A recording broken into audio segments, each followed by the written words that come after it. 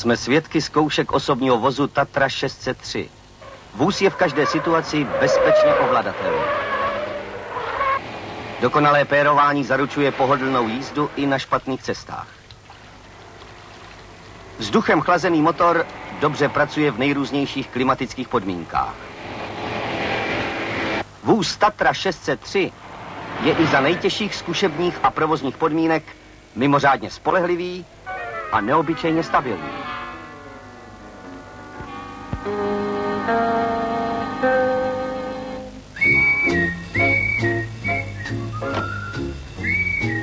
Ano, k takovým vlastnostem, jaké má osobní vůz Tatra 603, nezbývá než blahopřát.